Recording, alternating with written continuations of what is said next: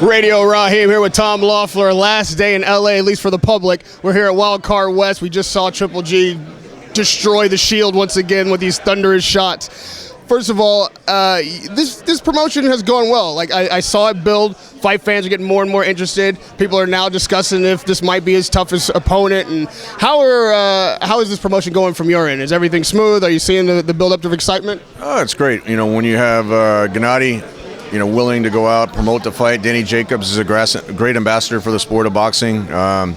He's up in Oakland training up at Virgil Hunter's gym. Look, both guys are very professional. Both guys have over 90% knockout ratio.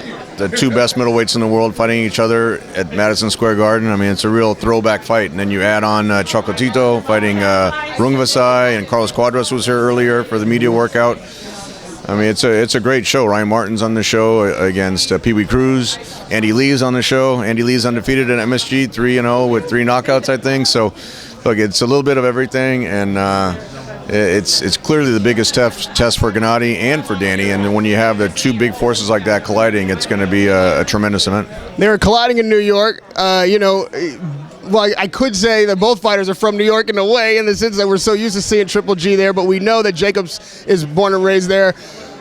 Are you getting a sense of who the New York crowd is supporting? Who's the hometown boy this time? Oh, it'll be a tremendous atmosphere there. This will be Gennady's 5th fight at the Garden, and like you say, Danny is from Brooklyn. He's from New York. He's just, he has got a great following, not only in New York, but internationally. Danny's been on TV a number of times and has a great following himself. So when you have those two fan bases coming together, it'll be a great mix at the Garden. Oscar's made a little news saying that this fight with Canelo definitely happens this year. Obviously, we're assuming that each fighter wins their upcoming event. How was that a surprise to you? Is this true? Where are we at? Well, just to be clear, Gennady's 100% focused on March 18th. But you're not. We can think beyond the fight. For me, it's so hard getting guys in the ring to fight Gennady. I'm looking forward 2-3 steps. So I've been talking to Eric Gomez since November. It just like Eric said, it looks positive. From our side, it looks like it'll happen in September. It would have happened last year. It was up to Gennady, but look, that's a huge fight. If it can happen this year, it's great. But first, Gennady's got to beat Danny Jacobs, and Canelo's got to beat Chavez. So you can never plan too far ahead. They're both risky fights, but if they're both victorious, then that's really touted as the biggest fight in the sport of boxing. You guys would have liked to have a fight at the end of last year. Obviously, you couldn't make that happen. We know Triple G and Abel like to stay busy. Do you take another fight after the Jacobs fight, assuming that you win, between Canelo? Look, Gennady fight is often, he wants to fight 4 times a year. It puts pressure on me to, line up all the dates and the arenas and getting guys to agree to fight him. But again, he would fight as often as possible.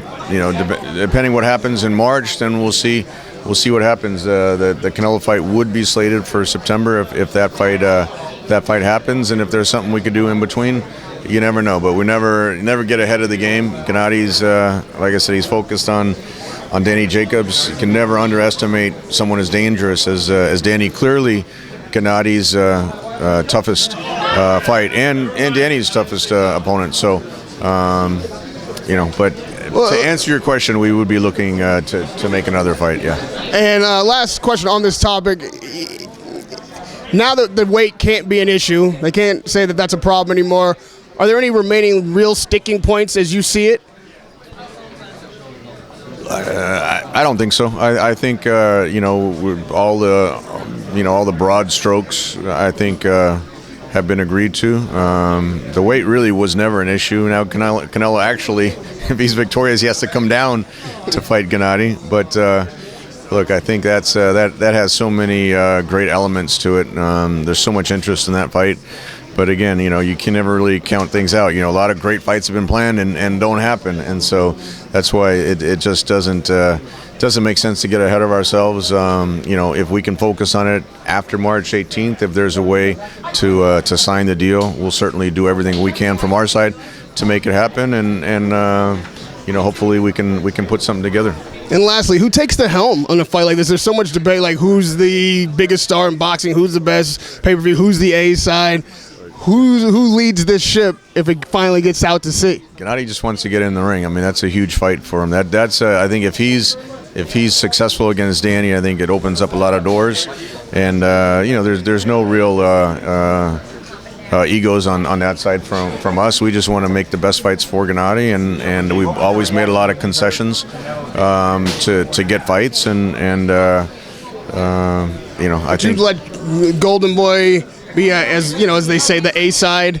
Yeah, that's never been an issue. If they want to be the lead promoter, as long as we can make the fight, then that's fine. That's never been a point of discussion. Yeah. I like the attitude. I like what Oscar said also. Hopefully this is really going to happen. Everybody can't wait to see it. And we also are very excited about Triple G, Danny Jacobs, on March 18th at Madison Square Garden. I'm going to New York tonight. I'm just going to sit in front of the Garden and wait for these guys to show up. Thanks, Tom. Always a pleasure. Radio Raheem with Tom Loeffler.